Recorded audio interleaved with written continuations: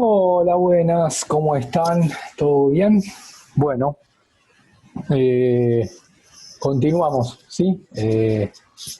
Con la etapa, no queda mucho, sí, quedarán dos clases, esta y alguna más. Ahora voy a aclarar algo, ¿sí? ¿Se acuerdan que en esta diapositiva estamos trabajando la etapa 66-73? ¿Sí? Bueno, hablamos de, en general, como unas características generales, el gobierno de Ilia, y la llegada del golpe de Estado del 66, ¿sí? Golpe de Estado, en realidad ya las diapositivas, perdón, no habla sobre el gobierno de Ilia, ese era el texto de Romero.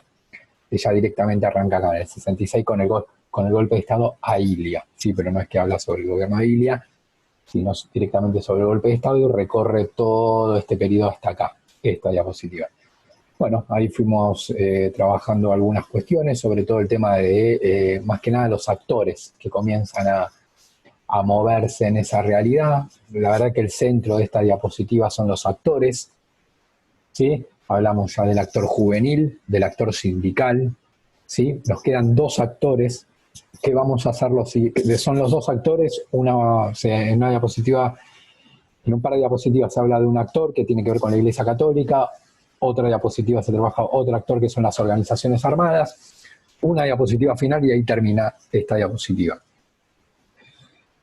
¿Qué es lo que vamos a hacer? ¿Sí? Nosotros ya hemos hablado de actor juvenil y del actor sindical. En el video anterior hablamos del actor sindical, ¿sí? Todas esas transformaciones, digamos, sí, la pérdida de legitimidad del sindicalismo pragmático de Bandor digamos, el crecimiento del sindicalismo combativo en la Argentina, ¿sí? Y esto que está en esta diapositiva, también hablamos, bueno, del peso que va teniendo la CGT, que, digamos, esa línea combativa estaba reunida en la CGT de los argentinos, sí, que no se logran unificar, voy a tener dos CGT, una más vinculada a la línea de Bandor pragmática y otra más a la línea combativa, pero esta va ganando en peso, ¿sí? Esto lo salteamos, dijimos, ahora voy a hablar de esto, sí dijimos que se produce un fuerte movimiento social de protesta que va a ser el Cordobazo, ¿sí? En el cual van a participar un bloque social que reunía obreros, estudiantes y clase media frente al gobierno, ¿sí? ¿Qué es lo que vamos a hacer? ¿Sí? En realidad yo en el video anterior dije que en este video lo que voy a hacer es explicar el actor que nos está quedando colgado, nos quedan dos, ¿sí? Que era el de la iglesia, que acá lo salteamos, ¿sí? Yo estaba acá y dije, bueno, salteamos, ¿sí? Es esta y esta diapositiva. Pero lo que estoy pensando es que eso va a ser casi que el único tema que voy a explicar bien en vivo, ¿sí? Entonces ahí vamos a coordinar en los dos sextos un Zoom y lo voy a explicar directamente en vivo. ¿Por qué? Porque me parece que, así que bueno, hoy tuve con sexto naturales, así que ahí coordinaré para la semana que viene. Y conceptos sociales vamos a ver si podemos hacerlo mañana, mañana jueves que tenemos un Zoom. Me gustaría explicarlo en vivo por el hecho de que, nada, es medio complejo el tema, ¿sí? Y tal vez en el ida y vuelta sea más fácil para mí explicarlo que en un video, así sin ir chequeando de que si lo que voy explicando se entiende, ¿sí? Entonces es como estar una hora explicando y capaz que si a los 10 minutos ya se pierden es como que no va a tener sentido. Prefiero hacerlo en vivo. Entonces, en el próximo Zoom que hagamos, por favor, en sexto naturales y en sexto sociales, traten de estar presentes todos, ¿sí? Bien.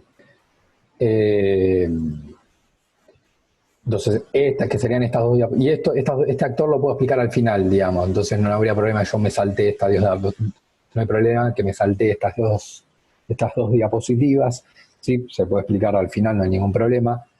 Entonces retomo a partir de donde habíamos quedado, ¿sí? Nosotros hablamos entonces del actor sindical, ¿sí? Acá, en el video anterior continué acá, dije, bueno, ahí salteamos esto, que es lo que voy a explicar en un vivo de Zoom.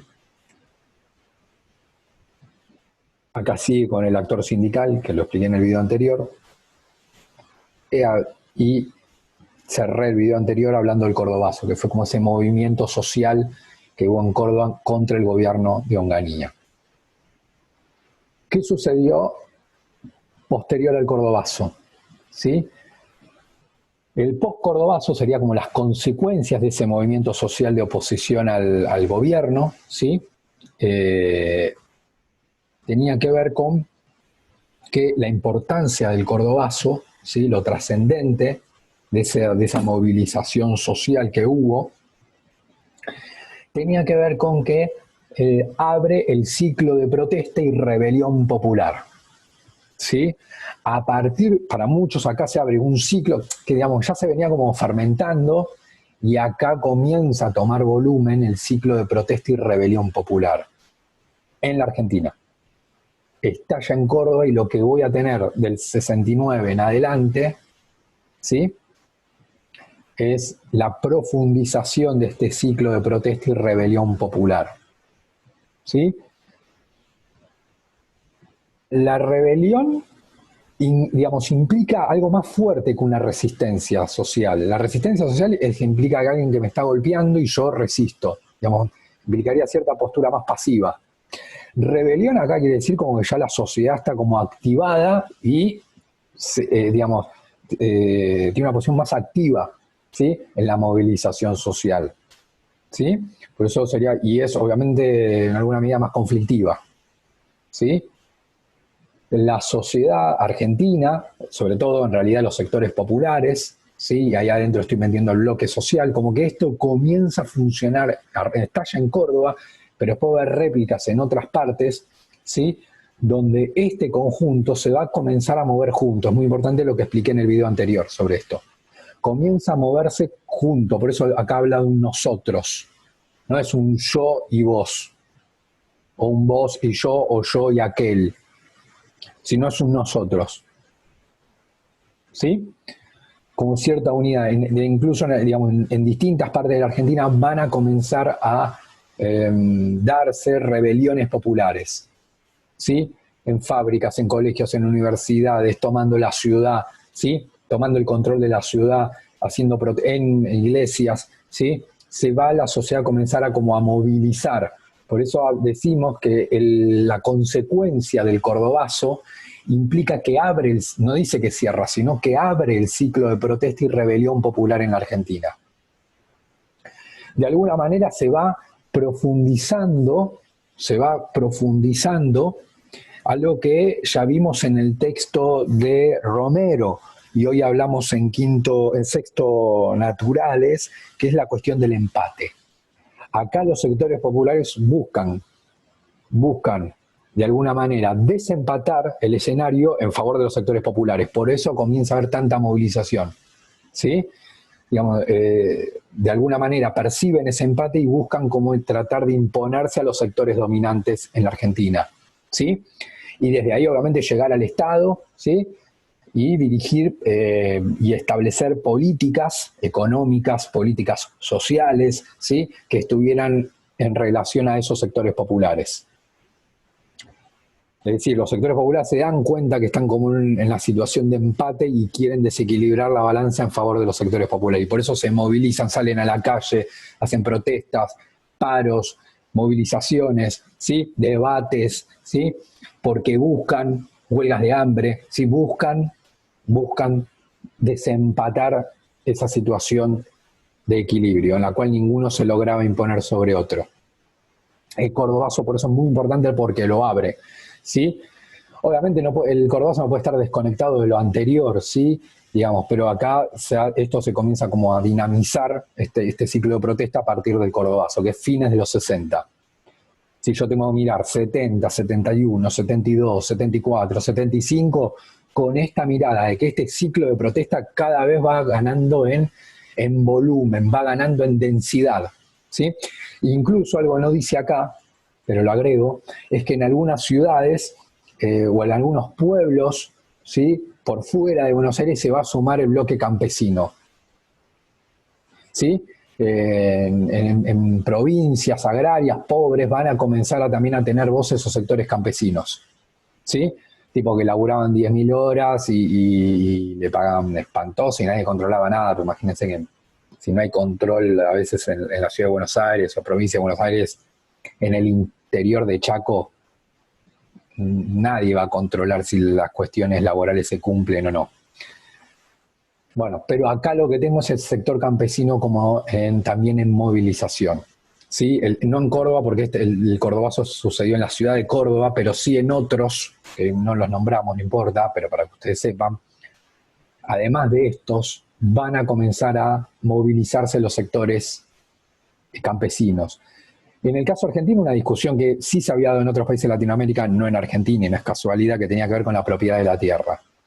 Sí, eso que hemos hablado sobre la propiedad privada, y bueno, esta cuestión, obviamente muchos campesinos, bueno, esto pasa hasta el día de hoy, en la Argentina, no sé, alguien que vive al interior de Santiago del Estero, por ejemplo, ¿no?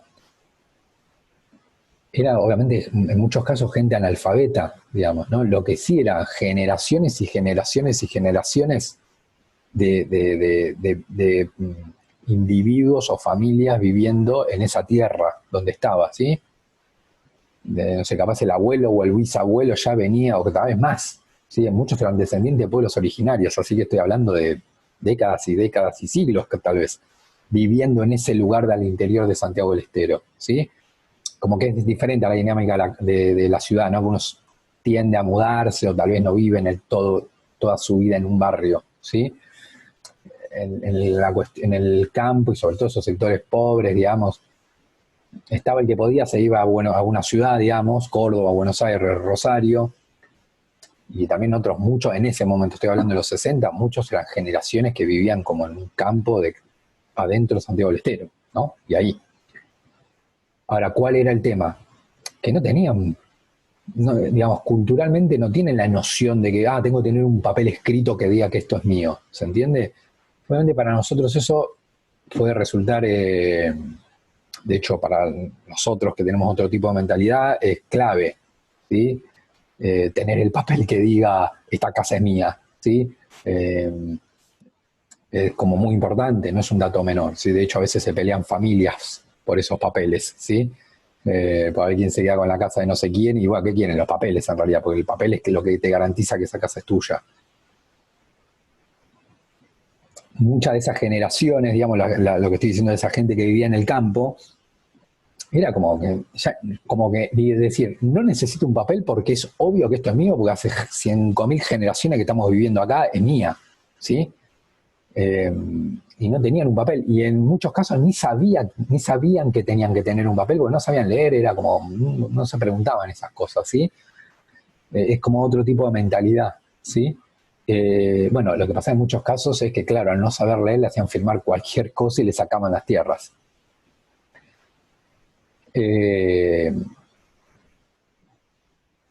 Entonces, va a haber mucha movilización también en el interior de esos campesinos ¿sí? Bueno, para que se organizaran y reclamaran la propiedad de la tierra, incluso de la que ya era suya, ¿no? Históricamente habían vivido ahí, digamos, pero reclamar que el gobierno facilitara el tema del acceso a la tierra y a los que se la habían quitado que se la devuelvan, porque eran tipos que habían firmado sin saber leer o escribir.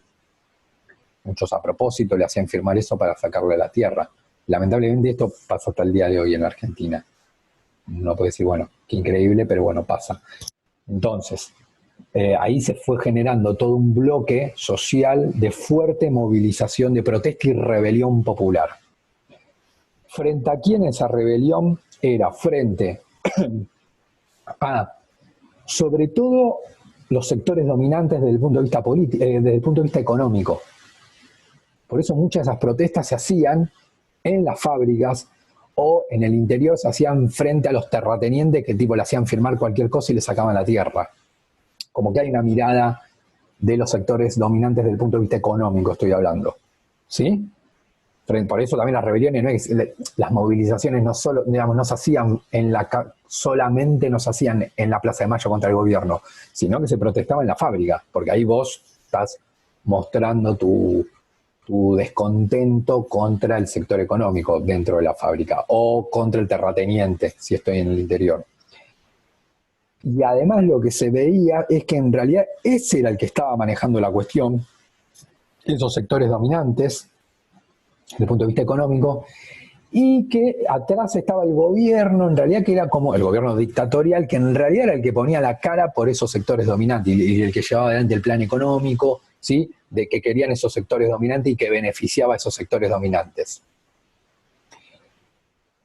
Y acá el agravante era que la dictadura utilizaba las fuerzas de seguridad, ¿sí? Estoy diciendo las Fuerzas Armadas, la policía, ¿sí? Para reprimir a los sectores populares y de alguna manera proteger los intereses de los sectores dominantes. Es decir, cuando se armaba una protesta en Santiago del Estero porque le estaban sacando todas las tierras a los campesinos, ¿sí?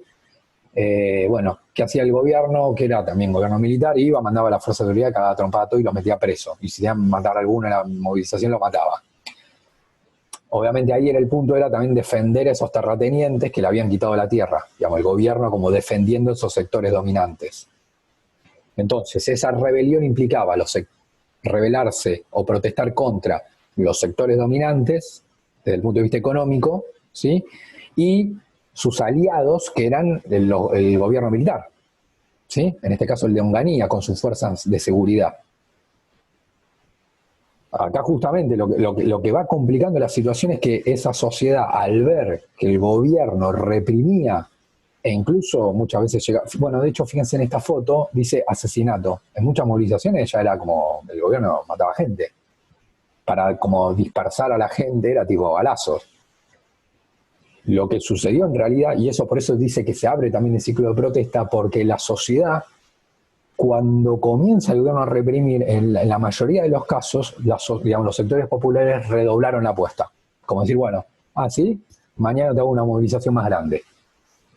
Entonces, ahí fíjense cómo el clima se va cada vez poniendo más intenso, ¿sí? En la Argentina. Lo que plantea, sí, de hecho, esto fue en Córdoba. De hecho, fíjense también como acá dice, bueno, Unión Cívica Radical, como una línea más irigoyenista sería esto que ustedes me tuvieron en cuarto, ¿sí? Una línea más popular, más populista. De la Unión Cívica Radical más, sí, más popular. Fíjate acá hay una bandera del PC, fíjate acá está la hoz y el martillo. Dice asesinato de, creo que le llamaba Pompillón, ¿sí? Acá, bueno, acá hay una movilización, ¿sí? Porque en una movilización previa habían matado a creo que era un estudiante, o un trabajador, o era estudiante y trabajador, debería saberlos. Bueno, esta es de Córdoba, ¿sí? Entonces, ese ciclo de protesta que se abre y de rebelión popular se plantea porque se fueron dando los componentes básicos de la acción colectiva, ¿sí? ¿Cuáles son esos componentes? Bueno, los sectores populares, primero, tenían la percepción de que había un escenario injusto. Entonces, esto era el primer componente que activa, por eso acción, al conjunto, no a un grupo, al conjunto. ¿Qué lo activa? Bueno, la percepción de que hay una situación injusta. Una situación económica, una situación política, un gobierno que es dictatorial, que nadie lo votó, que encima reprime, que no da elecciones transparentes con el peronismo proscripto, ¿sí? Un gobierno que utiliza la fuerza en lugar de para proteger a los sectores populares, para violentarlos y para defender a los sectores dominantes. Es decir, había como una situación de injusticia por parte de un sentimiento de los sectores populares. La otra cuestión tenía que ver con que el otro componente es que la sociedad tenía como bastante internalizado, como algo, como una certeza de que la movilización social y la participación colectiva iba a transformar la realidad. Esto lo tenía como muy una certeza interior desde los chicos de 15 años hasta los obreros sindicalistas, enfermeras, docentes, estudiantes, ¿sí? Maestras, que a partir de la movilización esa realidad injusta se podía modificar. No era una percepción de que esa realidad injusta es inmodificable, sino todo lo contrario, pero dependía del otro componente, que era de la acción colectiva. Había que accionar colectivamente, había que trazar lazos entre los sectores populares. Nadie de por sí, ni ningún individuo, ni ningún grupo iba a transformar la realidad individualmente. La realidad se transformaba colectivamente, en grupo. Por eso también es que había mucho debate, formación, preparación, digamos, de los grupos, ¿sí? Desde chicos de 17 años. ¿Por qué? Porque se tenía que ir como buscando transformar la realidad con otro, y con ese otro, ¿qué pasa generalmente? Que yo no estoy 100% de acuerdo. Entonces debatía, leía, pensaba, bueno, ¿de qué tenemos que reclamar? ¿Cómo? Bueno, y ahí es como la preparación o la formación, en muchos casos era autodidacta, no es que eran, digamos, como por gusto tenía que ver con esto, porque la acción colectiva obviamente implica que yo me voy a sentar a dialogar con otro, a acordar cosas, también a disentir, ¿sí? Bueno, entonces ahí, pero lo que sí tenía claro es que por más con el otro yo tenía, con el otro del mismo sector popular, ¿no? Yo tenía que actuar en conjunto. Solo no iba a transformar la realidad.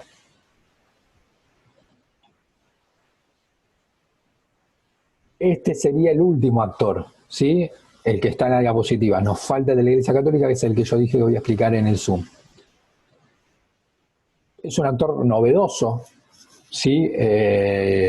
Sí, novedoso en la historia argentina, estoy pensando, pero sí, que comienzan a desarrollarse en la Argentina las organizaciones político-militares. Organizaciones político-militares.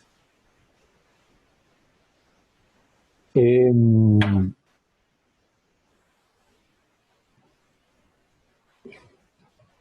Primera aclaración, sí, muy importante para que se entienda esto. De ninguna manera, bajo ningún concepto puedo entender estas organizaciones político-militares como parte o como vinculadas a, o como asociadas a, o como sinónimo de Fuerzas Armadas. Nada que ver, de hecho es lo opuesto.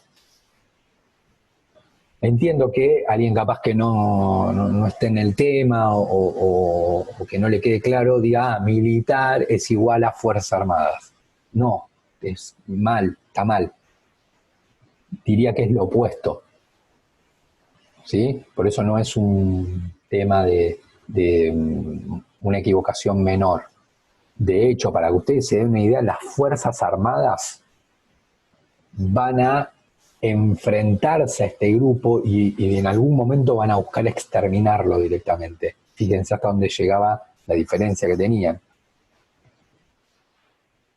Las organizaciones político-militares, sí, digamos, antes de meterme en la diapositiva, de que, y ahí tengo la diferencia con las Fuerzas Armadas, las organizaciones político-militares están compuestas por civiles, sí, por civiles, que vinculados a una ideología política, tampoco es una banda de delincuentes armados, porque no es una organización político-militar esa, ¿sí? Esto eran civiles, docente, un estudiante, un médico, un abogado, un contador, un empleado administrativo, un trabajador de una fábrica, un periodista, ¿sí? Son civiles, ¿sí? Que comienzan a tomar las armas y a usarlas, ¿sí? Y a usarlas como medio, es un medio, no es un fin en sí mismo, es un medio, ¿sí? Como un medio para que de alguna manera eh, facilitar el desarrollo de cierta ideología política que yo tengo, ¿sí? Entonces, muchas de esas organizaciones, todas las organizaciones político-militares, ¿sí? Entonces están compuestas por civiles que utilizan las armas con un objetivo político. Eso me lo diferencia de una banda de ladrones que utiliza las armas para robar bancos, porque ahí no hay un fin político. Acá sí lo hay. Pero tampoco son Fuerzas Armadas, porque las Fuerzas Armadas en realidad responden al Estado, es una institución del Estado. las organizaciones político-militares no eran parte del Estado, eran ciudadanos que tomaban las armas. Entonces, las organizaciones político-militares formaban parte de la estrategia de distintas fuerzas políticas. Vas a ver, en la Argentina había diferentes fuerzas políticas, ¿sí? Diferentes fuerzas políticas. Alguna, como el peronismo, por ejemplo, estoy en el contexto de dictadura todavía, ¿eh? Estaban prohibidas, no podía funcionar, y había otras fuerzas políticas, ¿sí? Que en el marco de esa ideología, no importa el partido ahora, ¿sí? X, el partido político X, está el partido político, en muchos casos los partidos estaban prohibidos, lo que pasa es que seguían funcionando, pero bueno, es una dictadura, entonces agarraban, te podía pasar desde el mínimo terminar preso, ¿sí? Si te agarraban en un acto, te agarraban en un acto o en una reunión de discusión política, obviamente el gobierno te metía preso, ¿sí? En el mejor de los casos.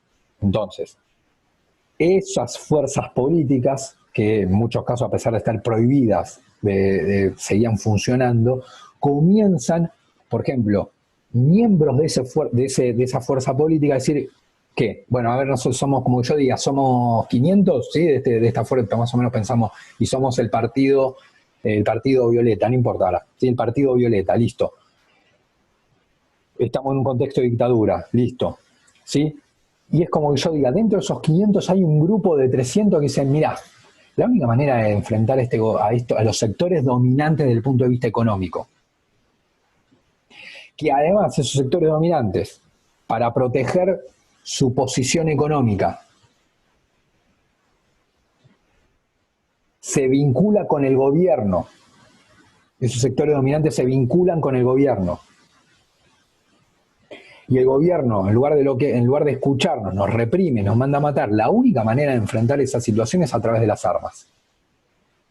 Si nosotros adoptamos dentro de este partido, que somos 500 tipos y somos el partido Violeta, hay 300 que estamos de acuerdo con tomar las armas, ¿sí? Para revertir esta situación.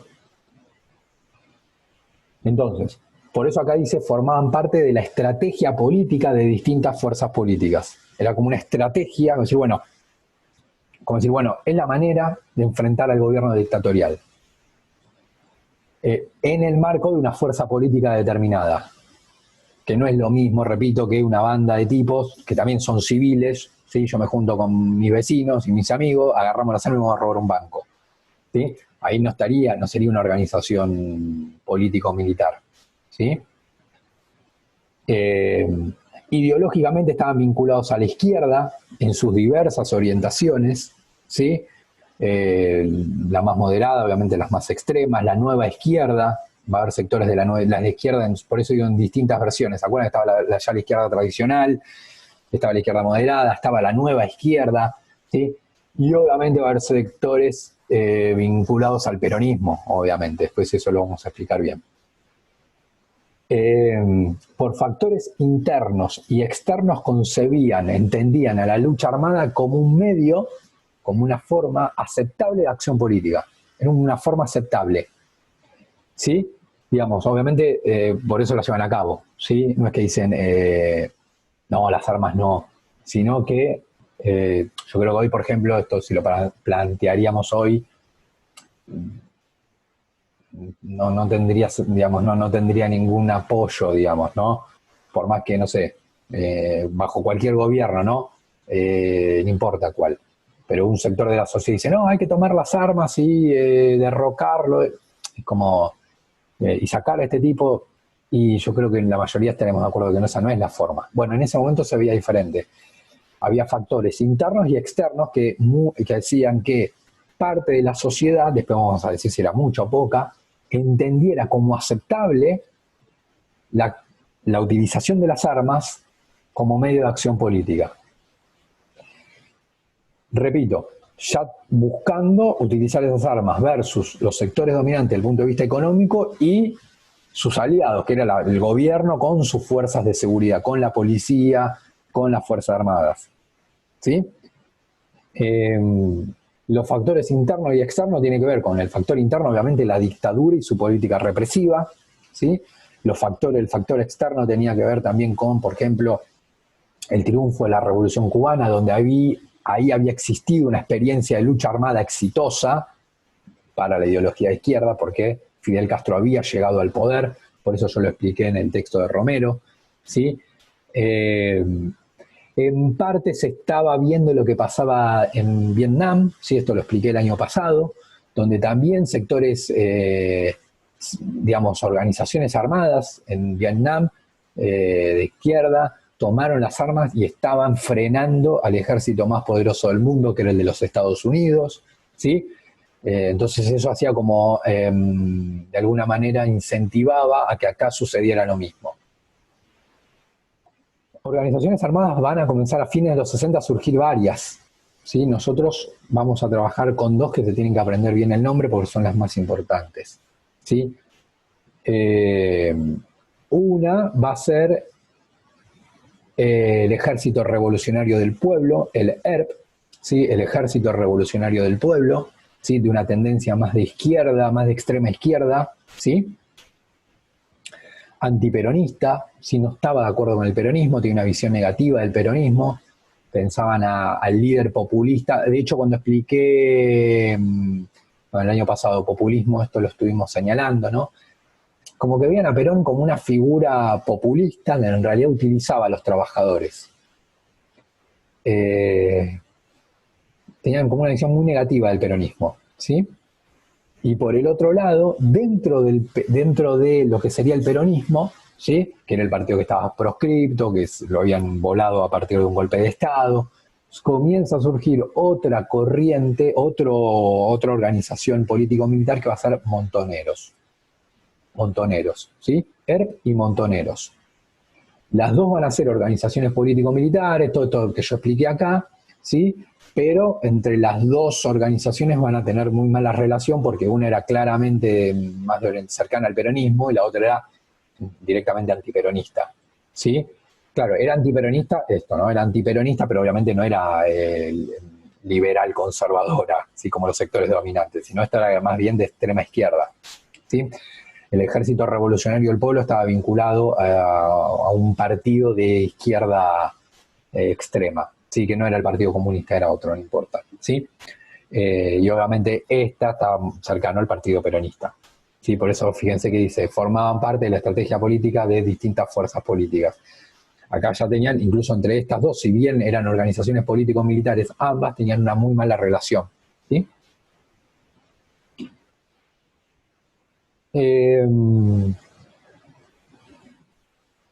Terminamos, ¿sí? Esta diapositiva, después nos quedaría el tema de la iglesia, que eso lo voy a hacer en el próximo Zoom.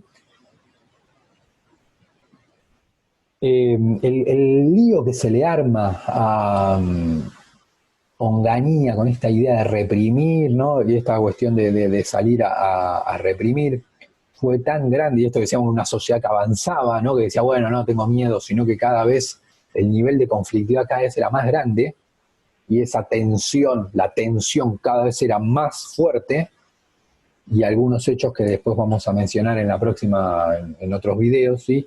Hacen que Onganía renuncie. En realidad las Fuerzas Armadas le dicen que deje el cargo. Bajo esta idea, ¿se acuerdan de la autoridad suprema? Que en realidad no se depositaba todo el poder en una persona, porque cuando se caía la persona se caía el gobierno militar. Lo que dicen los militares es, no, el poder es de las Fuerzas Armadas y las Fuerzas Armadas eligen un presidente. Claro, cuando hoy comenzó a haber mucho bardo, que dijeron, bueno, este tipo que no puede manejar la situación vuele y nosotros ponemos a otro. Pero fíjense que el poder continúa en manos de las Fuerzas Armadas. Entonces, por distintos motivos, ¿sí? Uno tiene que ver con esta fuerte conflictividad al interior, que ya el tipo siendo militar, teniendo todas las fuerzas militares a su favor, la policía, todo, no podía controlar lo que estaba pasando al interior del país, que era un descontrol todo. Entonces le solicitan a Onganía que dé un paso al costado. Después de ahí va a venir Leviston, que va a ser un presidente también militar, que va a durar muy poco. Pero Leviston también dura muy poco, pero ahí se dan cuenta los militares que esa tensión de la cual hablamos antes cada vez crecía más.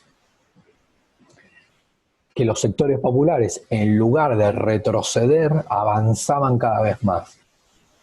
muchos sectores, incluso por parte de los sectores dominantes, comienzan a tener realmente temor, junto con las Fuerzas Armadas, de que no pueden, digamos, las Fuerzas Armadas no pueden controlar la situación, y tenían el miedo a una revolución social tal cual nosotros hemos estudiado en años anteriores. Tenían el temor de una revolución social. Sobre todo porque se dan cuenta que, los sectores dominantes se dan cuenta que, incluso aliándose con las Fuerzas Armadas, no podían controlar la situación del país, ¿sí? Entonces, vuela Onganía, viene Livingstone, está un par de meses, ¿sí? Y asume el general Alejandro Lanusse en 1971. Lanusse asume el gobierno en todo este clima de movilización del bloque social, de fuerte movilización del bloque social, entiéndase, estudiantes secundarios, universitarios, obreros, campesinos, clase media, con una sociedad fuertemente movilizada, sindicatos, sectores de la Iglesia Católica, organizaciones político-militares, ¿sí? Que comenzaron a utilizar las armas, ¿sí? Después vamos a decir concretamente qué hacían con las armas, cómo, ¿sí? Y entonces Lanusse asume y él se da cuenta de que no había mucho espacio más para que las Fuerzas Armadas siguieran gobernando, como que la sociedad no iba a tolerar mucho más eso. Y que si él hacía o las Fuerzas Armadas en realidad seguían en esta idea de mantenerse en el poder, la cosa iba a ser cada vez más conflictiva. Lanusse entonces accede, ¿sí? Lanusse accede a lo que se denominó el Gran Acuerdo Nacional, el GAN. Ya casi que desde el momento que sube, ya él sube con esta idea. ¿Qué era el Gran Acuerdo Nacional? Hay una publicidad de la época, ¿sí? De dar una salida electoral. Es decir, bueno, la única manera de aflojar esto es dando una salida electoral. Con lo cual, él habilita el funcionamiento de los partidos políticos, ¿sí? Comienza como a permitirlos, que pudieran funcionar, pero el gran punto era qué hacer con el peronismo. Y Lanusse, incluso hasta los sectores dominantes, imagínense ya el temor al desborde social que tenían, que sectores dominantes, incluso las Fuerzas Armadas, dicen, bueno, hay que dejar participar al peronismo, porque si nosotros damos elecciones y no dejamos participar al peronismo, va a ser como una burla, esto apenas lo anunciemos, va a ser un lío. Tenemos que levantar la proscripción al peronismo y que el peronismo se presente. Con lo cual, por primera vez, prácticamente desde 1955, acá estoy en 1973, las Fuerzas Armadas comienzan como a hablar esto de levantar la proscripción. Esto en realidad, Lanusse y las Fuerzas Armadas de los sectores dominantes dicen, mirá, incluso hasta hay sectores dominantes que dicen, el único que puede más o menos bajar la conflictividad social es Perón. Es el tipo que vende acá y más o menos organice la cosa, ¿sí? Con lo cual, bueno, que se levante la proscripción. Acá lo que plantea Lanusse, empieza a negociar con Perón, a ver cómo Perón estaba viviendo en España, ¿sí? Obviamente el tipo tenía recontra conocimiento de lo que pasaba en la Argentina, hay mucha gente que viajaba, entonces lo iban a ver a Perón, muchos dirigentes, ¿sí? Se iban hasta España, dialogaban, entonces Perón y sabía prácticamente al día a día qué es lo que pasaba en la Argentina, ¿sí? Y lo que negocia Lanusse es levantar la proscripción, ¿sí? Pero que no se presentara Perón en sí. Sí se podía presentar el partido peronista y obviamente con algún candidato, pero que no fuera Perón. Pero en ese contexto, de alguna manera, lo acepta. Dice, bueno, si levantan la proscripción y yo no me presento, pero se va a presentar alguien que voy a decir yo, digamos, quién es, ¿sí? Y Perón entonces acepta ese gran acuerdo nacional. Entonces se establece un cronograma de elecciones, porque también era verdad que en Argentina había que elegir todo, no es que solo el presidente, ¿sí? Intendente de San Martín, intendente de Avellaneda, había que elegir intendente de todos los municipios, gobernadores de todas las provincias, y obviamente legisladores, ¿sí? Senadores, diputados, ¿sí? Y obviamente presidente de la nación. Entonces, se hace un compromiso de convocatoria a elecciones, y bueno, se va a llamar elecciones tal día, ¿sí? Bueno, Perón lo acepta, ¿sí? Y acá estaba claro de que se va a una salida electoral, ¿sí? Porque ya se encontraba agotado el proceso autodenominado Revolución Argentina, esto se autodenominó Revolución Argentina, ¿sí? Esto decíamos que ya no había más espacio para seguir gobernando, ¿sí? Fíjense que de hecho termina en el 73, esta cronología política, con el gobierno de Lanuse, y por eso acá hay tres, ¿sí? Onganía, Livingston, Lanuse, ¿sí? Como que ya no había espacio para que continuaran gobernando, el proceso estaba agotado, digamos, la ciudadanía no creía en las Fuerzas Armadas, los sectores populares ni hablar, y los sectores dominantes ya tampoco, porque veían que esto es lo que dije, ni con la represión podían normalizar el país. Sí, hay un fuerte descrédito de las Fuerzas Armadas como actor político, es decir, que las Fuerzas Armadas como actuando como fuerza política, parte de la sociedad ya no lo ve, los sectores populares ni hablar y los sectores dominantes tampoco, como que los tipos estaban preparados para un cuartel y para la guerra, pero no para gobernar, ¿sí? Y esto que decíamos de un fuerte temor, sobre todo por parte de las Fuerzas Armadas y de los sectores dominantes, un temor al desborde social, como diciendo, bueno, esto está al borde de descontrolarse todo, ¿sí? Entonces, fíjense que el temor que tenían, que, esto que dijimos antes, acceden a que vuelva el peronismo, incluso hasta parte de los sectores dominantes acceden a eso, ¿sí? Muchos de los cuales habían impulsado el golpe del 55, ¿sí? Es verdad que había pasado un tiempito, pero bueno, era esta cuestión, ¿no? El temor que se tenía.